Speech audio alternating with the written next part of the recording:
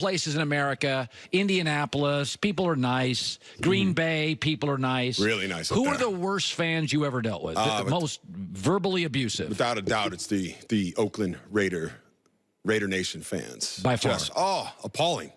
First got in the league, I remember I'm down there. We're playing in Oakland in the black hole, that little area where they actually, I bet they couldn't get away with it now. Well, but I remember Chester McLaughlin was on our team, and they put his number on a jersey and a noose, and they're hanging it on like a dummy over the side. And then they did it to me. They had 88 one year. Not very nice. But then, so I was sitting there, and we're pinned deep in the territory. And all of a sudden, I feel like, I got my helmet on, and I hear this ding. My ears start ringing. And I look up, and I look down. First of all, I see quarters and batteries. They're throwing batteries and quarters and empty beer cans onto the field at us in that little thing. So I'm used to what happened last night. How do players, were there fans that were ever nice? Yeah, of course. Green Bay? Green Bay, hey, good luck to you. I love it. Hey, how you doing there? Is that the Wisconsin accent? Yeah, how you doing there? Good luck to you. Fargo. Good luck to you there. Yeah. Hey. So Green Bay is almost collegiate. Collegiate fans, by the way, I've been on the road to Iowa, Wisconsin, Big Ten cities. Fans are great. Yeah. Now, Ohio State's obnoxious, but I've been everywhere else outside of Ohio State. Fans are great. Yeah. Buckeye fans are just, they're obnoxious. Yeah. I don't know why, but they just are. Nebraska's got the nicest people in the world. Nice. Now, as a player, Joey and I went back and forth on this. I think players are now used to it. Yeah. Like first couple of rows on the road, it's like you just know, get through the tunnel and get to the locker room. Absolutely. What did you expect? I mean, these first of all, we were just talking about it off stage. You ever been to a UFC match? Oh, God, yeah. I mean, the testosterone in there. I go to the bathroom at one of those events one time, and there's fights. There's people fighting because they're ready to go. I'm here to, and that's how it is at the football game. And these fans are, they start tossing a couple of those soda pops back. Yeah. They get into it, and then you go to the front row. I would never even go near that right there. I think Tyreek Hill probably learned his lesson. Don't go over there. Yeah. Because you might get beer poured on you. Yeah. Okay, so the Raiders go to London. It's not easy to play in London. And it's, I said before the season, I don't think you can be out of football for 10 years and come back in this league. 10 years ago, if you'd have walked into a locker room as a coach and said, no politics, it's understood. You say that now, you offend half the locker room. The world's changed. But you don't think it's man overboard in Oakland yet? I don't think so. I think, like I told you a couple weeks ago on the show, I mean, the batter, they're just making the batter, let alone putting it in the oven yet, and then you're putting the ice in and all that stuff on it. I think Jon Gruden, I really believe he's on this 10-year contract, so that affords him time, and he's going to do it his way. And with that, he's getting rid of players. Obviously, Khalil Mack is obviously the big story. He's getting picks, first-round picks for that. I would not be surprised if David Carr is not there next year. Maybe trade him and get more picks. Jay Glazer reported that Amari Cooper's on the block. Amari Cooper could be on the block. I think he's really building towards the future, and he's going to hit Vegas running, and he's going to do it his way. Now, we'll see if that plays out, but I really do believe that he's got a plan in place right now. I don't think it's just saying, hey, you can't coach anymore. Don't you think it's kind of a risk? I mean, I watched Derek Carr. I think he's pretty talented. Yeah. Don't you? I do, but if you look at his career numbers, besides that 1 year, and I'm not big on just 1 year in a player's career. If you're truly an elite guy, he's struggled. It's not like he's put up these huge numbers over his career. And so maybe this is just who he is. I don't know. Without the players he's not a huge. He doesn't have a huge arm. He's not a huge, great athlete. He's talented. There's no getting past that. And he works his tail off, and he's super competitive.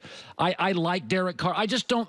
I guess my takeaway on Derek Carr is, do you think he's as good as Dak? I think he's better than Dak. I think he's better than Dak. Okay, Dak has fallen on my thing too.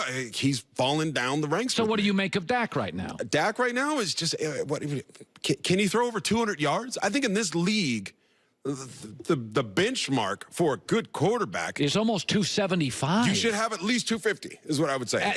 That's the minimum. Yes, with the rules and everything set up for the success of these quarterbacks, we don't have to go down that path. And so quarterbacks that can't consistently do that, and Dak really can't do that. I think he's had one game over 200 yards this year. I don't know if I might be wrong with that, but Don't get me wrong. He's a good player. I think he's going to have a 14, 15-year career. I just, as a franchise quarterback, I have not seen that out of him. And I want to because I like the guy. I got to know him a little bit. I mean, he's a great guy. I hope it works out for him. I want you to take our audience into the 2-minute drill for the Patriots. Now, before we show tape, Tony, so obviously you practice 2-minute drills all week. You know, these days, almost no pads. There's a lot of situational football at practice. You guys probably, early in your career, it was more beat down, beat down, beat down. But when you went to Atlanta for the second half of your career, that's a high-functioning, smart offense. The Patriots look so composed last night in the 2-minute drill. Matt Ryan's a very good quarterback. So when you go into that 2-minute drill, tell my audience, do you kind of have 8 plays you always run? How much is ad-libbed? How much is off script? And how much is practice? Because New England looked like they practiced every one of those plays for that moment. Yes, most of it, first of all, there's only about 10 plays. I remember 1, 2, 3, 4, 5, 6, 7, 8, 9, 10. He'll just call this, or he'll call out code names or whatever. Cincinnati, for about 10 Boston, for 2-minute drill plays. For 2-minute drill plays, and so there's a limited, maybe a little bit more, and you practice that all week. I mean, we opened it up in Atlanta. The first drill that we went to was 2-minute against 2-minute defense. And you've got 10 set plays. 10 set plays, and so you know this. You've been practicing this all summer. You've been practicing in the offseason. You go, because 2-minute drills, that's how you win football games. This is what it comes down to. And you got a master, a Jedi master in Tom Brady, who's done this, 19, whatever it is for him. He's going to be comfortable and poised. That means fearless.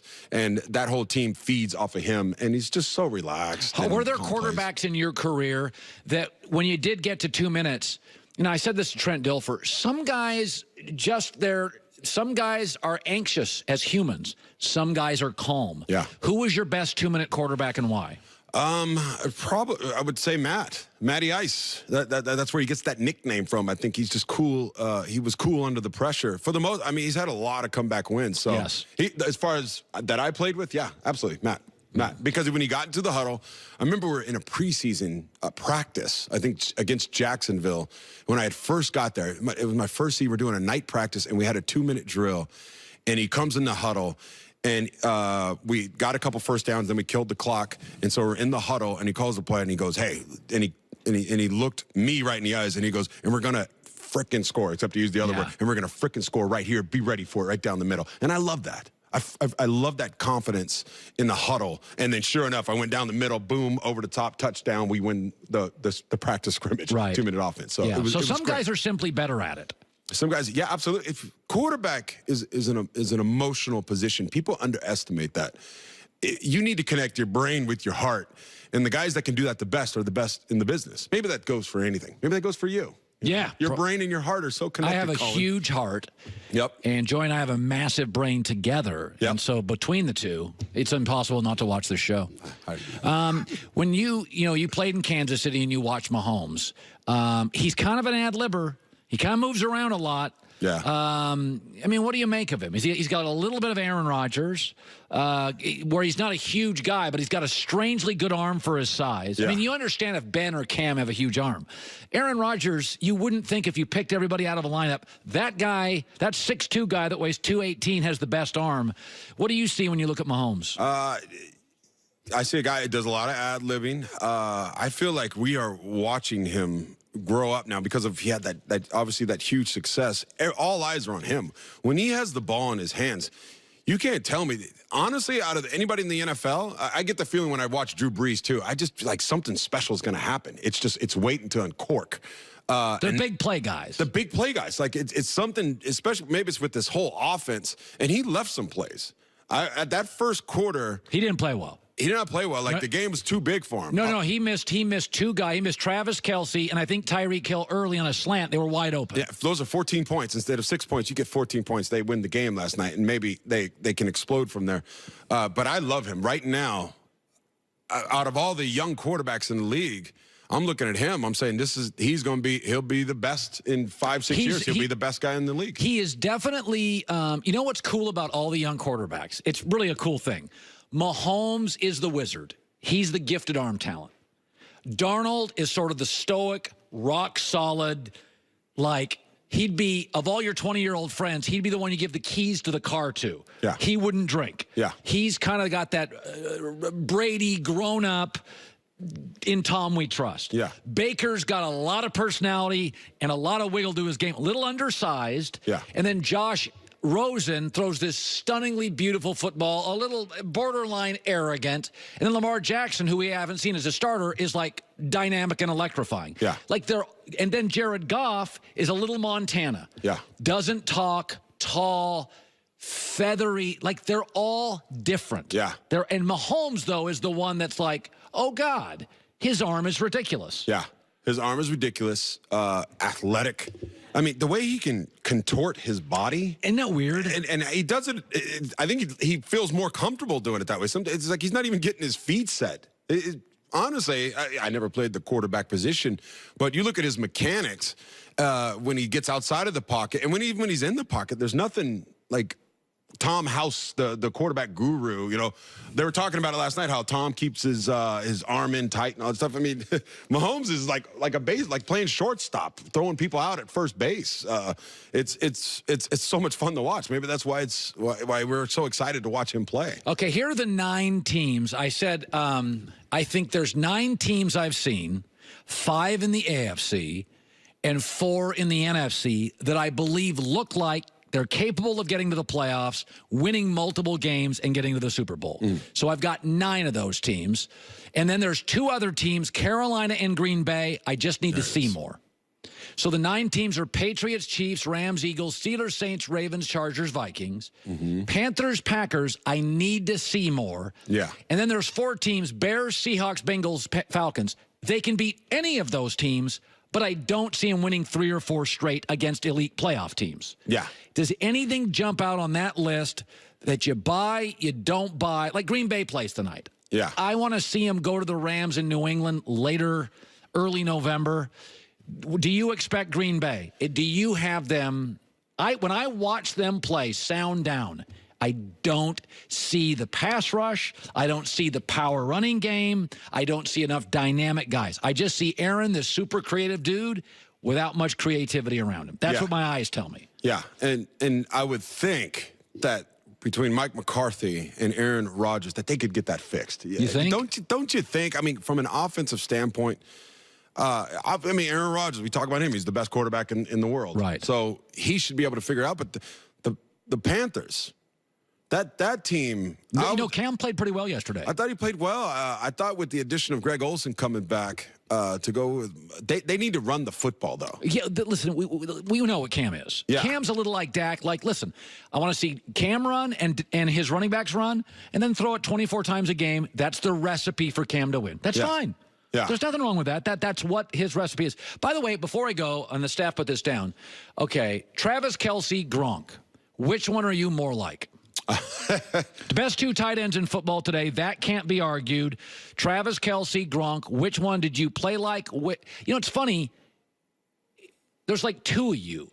In Kansas City, it felt like you were big. Yeah. And then in Atlanta, the last few years, it's like you trimmed down. I did. On purpose, though. Okay, on so purpose. why you were like 260 in Kansas City. Yeah. And then not quite that big, but yeah, I was in my 50s for a while. So 250s, yeah. who of the 2, which do you like and prefer? Which do you play more like? I play more. Honestly, I'm kind of a little bit of both. The only thing that I love Travis Kelce. First of all, I think with him with the ball in his hands after he catches the ball. Oh, good God! He's better than me. He was better than me. But I think with the route running and catching, I think I hold my own there. And with Gronk, what he's better than me at is the blocking. He can block. Oh, God, he's a big old guy. Yeah. Travis Kelce does not want to block. I mean, No, Travis is he's Jimmy Graham. Yeah, he's Jimmy Graham. Yeah. Did you like to block? Well, we had no toys back then. When I played tight end, you better. And I did. I actually did not mind blocking because I didn't want to come off the field. I played goal line. I played short yardage. I was at the point of attack. We weren't running away from me. So that pretty face, you were a blocker. I put on the tape. Okay, for the first, even in Atlanta, I tried to get off the field. I was like, can you bring a big tight end in here so I can just run routes? I mean, I'm 30, you know, I'm 45 years old. Let me, I just want to come out here and catch balls. Can you bring that big blocking tight end? And sometimes that big blocking tight end couldn't do it. So they'd be like, well, you keep it out there. You know, we need you out there. Blocking is about desire, first of all. Do you want to do it? It's not about can you do it. It's will you do it? You know, and a lot of those big tight ends, 250-pound Jimmy Graham, 250-pound Travis Kelce, not a knock against them. They don't want to block. But they don't want to block because it's hard. It hurts. It's not fun. It really is not fun. It's not fun. It hurts. Yeah, it hurts. It hurts your hands. It hurts your hands. I have a hurts friend, your head. Ed Cunningham, played in the NFL. He's a documentary filmmaker one time. And when he got out of the league, he goes, listen, man, it just hurts. He goes, it's your hands, cold weather. He's like, I played in Arizona. He's like, it's just, he goes, you play in 32 degrees and you grab linemen, like your hands are sore all week. Charles Barkley. In fact, we talk about this. First of all, he tells me if he wanted to play football, he would have been the best tight end ever. But he says he went out for football, and the first day, as tough as Charles Barkley is, he was like, man, you can have this football. He said he went out to one practice. Coach said, hey, you coming back? And he's like, hell no, I ain't coming back. Because I'm going to play basketball. Because football hurts. Everybody, I'm sure people can 6 times more practice than playing in football. It's the only sport where you practice 6 times more than you play. Yeah. It's hard, and football practice is not fun. No. It's hard, and it smells, and it's repetitive. It's repetitive. It's the same thing every Basketball day. practice, by the way, is great. Baseball practice is batting practice and infield. Baseball practice is great. Yeah. Tony Gonzalez, good stuff, bud. Thanks. Thank FBI is warning people right now. Yes, anybody who gets paid through direct deposit to be on the lookout for phishing emails requesting personal information, including login credentials to their bank accounts. Those credentials can be used to change account information, block alerts to consumer warning of changes. So many threats in today's connected world. Takes 1 weak link for criminals to get in. Good thing new LifeLock identity theft protection adds the power of Norton Security. You're not going to stop every threat. Nobody can monitor transactions at all businesses. But new LifeLock with Norton Security sees threats you'd otherwise miss on your own. And they make it really easy, and they give you a bonus if you do this. LifeLock.com code HERD. LifeLock.com code HERD, or call 1-800-LifeLock and use the promo code. In both instances, 10% off. And in both instances, a $25 Amazon gift card with annual enrollment. Promo code's HERD. Terms and conditions apply. 1-800-LifeLock.